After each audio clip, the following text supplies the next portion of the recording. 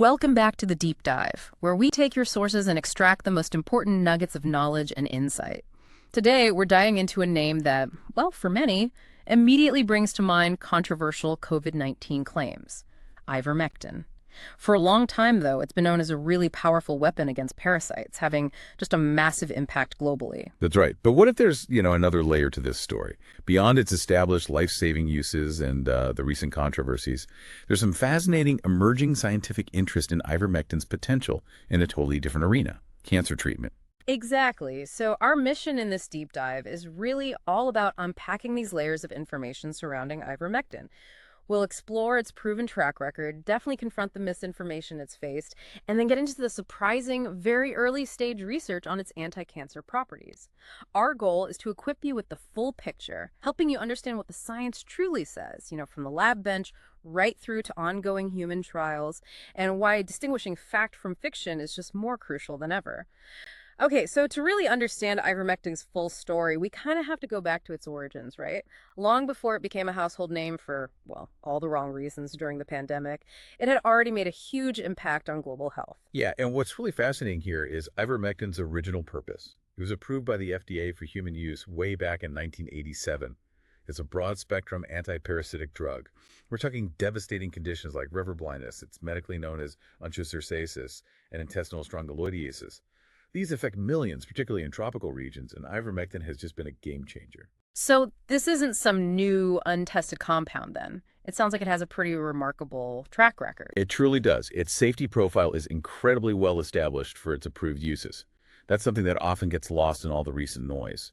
It works by activating these specific glutamate-gated chloride channels. Think of them like tiny chemical gates on the parasite's nerve cells. Okay. And that leads to their paralysis and eventually death. And beyond those internal parasitic infections, topical forms are even FDA approved for common things like head lice and rosacea. Right. But then the world gets hit by COVID-19, and suddenly this drug, previously known for one thing, finds itself in a completely new and maybe a very messy spotlight, didn't it? It absolutely did. Yeah. Yeah, messy is a good word. During the early, very uncertain days of COVID-19, some initial lab research, just in vitro, suggested ivermectin might have antiviral effects against SARS-CoV-2. And that obviously raised a really important question. Could it be a treatment? So once those initial lab results came out, what was the scientific community's immediate response? Was it like rapid consensus, or was there a period of intense debate before organizations like the WHO, the FDA, the EMA made their recommendations against using it for COVID? What were the key findings that really shaped that consensus? That's a crucial point. So while there was initial interest, the evidence from large-scale, really rigorous clinical studies just didn't confirm its utility. It didn't pan out. Yeah. Many of those early studies claiming a benefit, they were later found to have serious methodological limitations. Whoa. Yeah, even involving faulty or in some cases fraudulent data, which led to retractions. For instance, a large, well-regarded randomized controlled trial, the NIH-sponsored ACTID-6 study, published back in October 2022, pretty definitively found ivermectin was not effective as a COVID-19 treatment. Plus, the doses needed for any kind of theoretical antiviral effect in humans, they were far, far higher than what's safely achievable. So that kind of made it a non-starter right there. And meanwhile, we saw this huge amount of misinformation circulating, which tragically led to things like people taking animal-grade ivermectin. Precisely. It was alarming.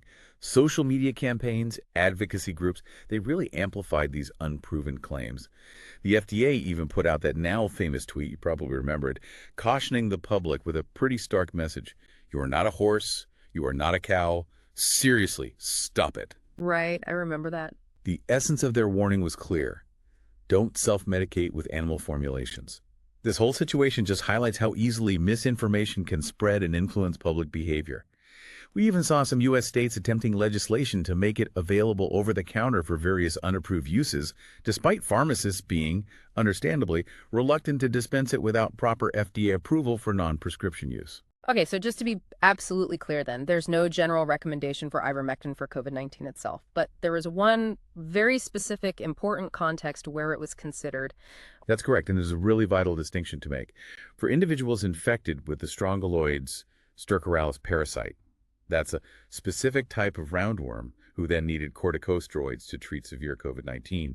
Well, There's a risk of a life-threatening complication called strongyloids hyperinfection syndrome. Okay. In those very specific cases, major health organizations actually recommend presumptive ivermectin treatment for the parasitic infection, not for the COVID-19 itself. Right, for the parasite. Exactly. And this ability of ivermectin to interact with specific cellular pathways, even in parasites, that has researchers wondering, could it be repurposed for something entirely different, like cancer treatment? That's where the intriguing ongoing research into drug repurposing really comes into play. Drug repurposing. Yeah, that's a fascinating concept, taking an existing approved drug and finding a whole new purpose for it.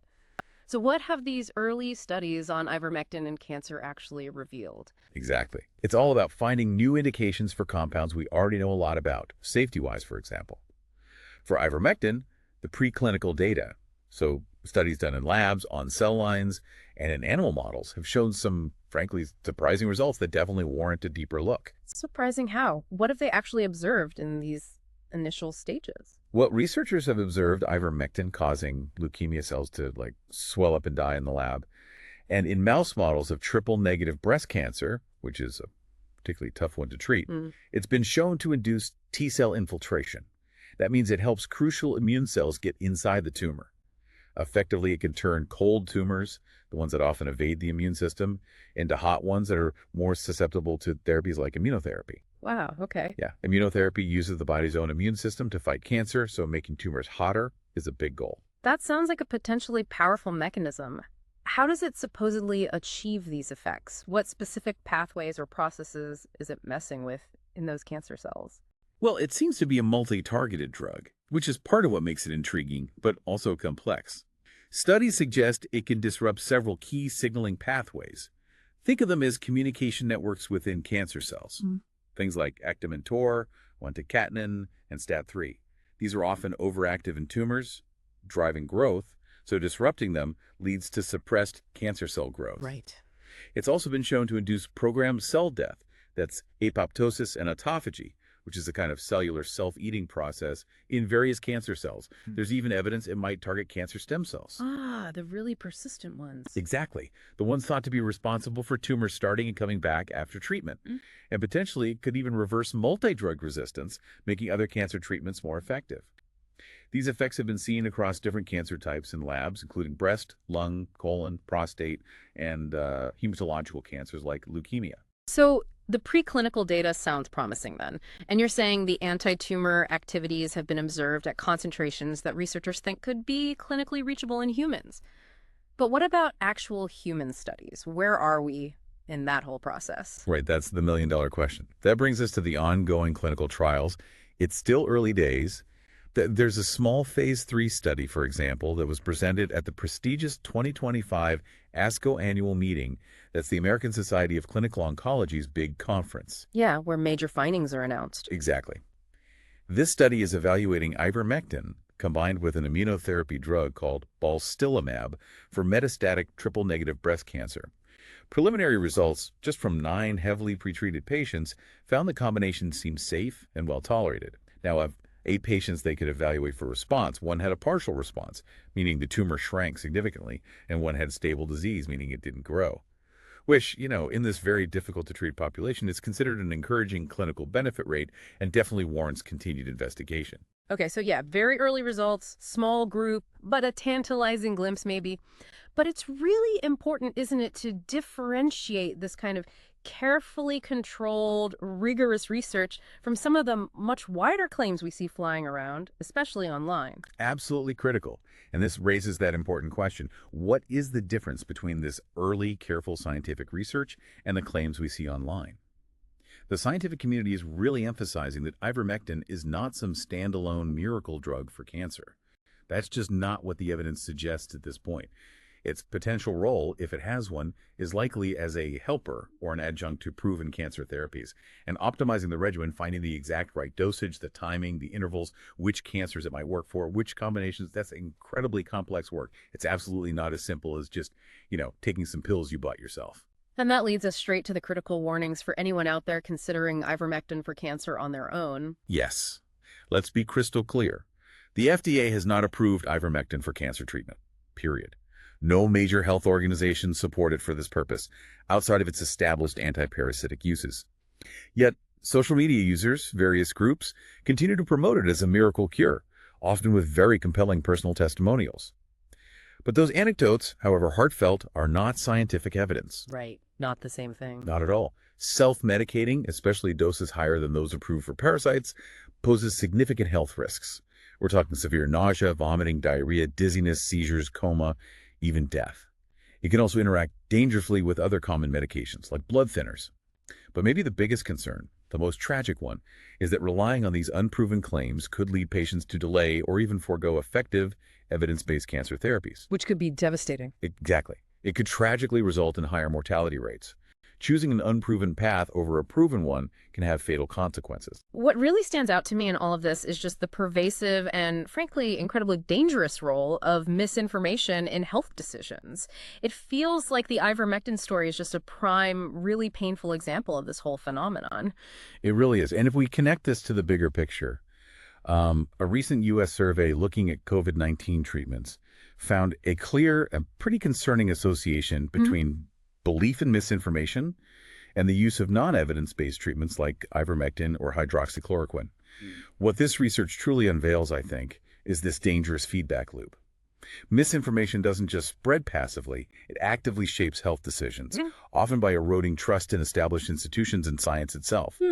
It's less about just a lack of information sometimes, and more about who or what people choose to believe, which then tragically influences their health choices and outcomes. That's the real profound insight here, I think. So people who believed false claims about, let's say, COVID-19 vaccines were then more likely to try these unproven treatments for COVID itself. That's really eye-opening. Precisely.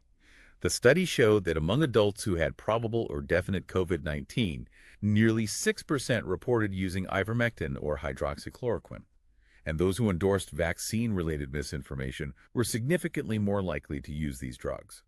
It also found that lower trust in institutions like hospitals, doctors, scientists was strongly associated with using these non-evidence-based treatments. Right, the trust factor. Absolutely. Conversely, higher trust in social media or certain political figures correlated with higher use of these unproven drugs. And notably, a significant chunk of those who reported using ivermectin or hydroxychloroquine for COVID said they didn't get it from a medical professional. So they're getting it elsewhere. Exactly. Which suggests that official prescription data probably underestimates the true usage. That's a chilling thought, isn't it? That the very pursuit of hope, maybe when misguided by misinformation, could inadvertently lead someone further away from actual evidence-based healing. It really underscores the profound responsibility we all have when it comes to sharing health information. And this study suggests it's not just about political affiliation, right? But about deeper issues of trust and maybe susceptibility to conspiratorial thinking. Yes, exactly. The study actually controlled for political affiliation. It showed that the influence of misinformation, mistrust in science, and conspiratorial thinking extended beyond simple partisan divides. News sources also played a role. For example, using Facebook as a primary news source was associated with higher odds of using non-evidence-based treatments, but interestingly, not associated with using FDA-approved antivirals like Paxlovid. Interesting distinction. It is, and it highlights that the harms of misinformation aren't just about people avoiding healthy behaviors like vaccination. They also extend to adopting potentially ineffective and even toxic treatments. So wrapping this all up, what does this mean for you, the listener? Ivermectin clearly has an undeniable history as a beneficial anti-parasitic drug. And yes, it's now the subject of some fascinating, though very early stage, cancer research. But it's also become this powerful, almost textbook case study in the perils of health misinformation. Absolutely. I think the key takeaway here is the critical importance of evidence-based medicine and respecting the rigorous, often slow, but absolutely necessary process of clinical trials. While scientific exploration of drugs like ivermectin for new potential uses is vital, that's how science progresses, it has to proceed with caution, with transparency, and with a deep commitment to data. For patients, for all of us really, that means relying on trusted medical professionals and established peer-reviewed research, not just anecdotes or things you see online. Which leads us to our final thought. In an age where information, and just as easily misinformation, spreads instantly, how can we as a society cultivate a deeper discernment for scientific evidence, especially when it comes to something as personal and critical as our own health?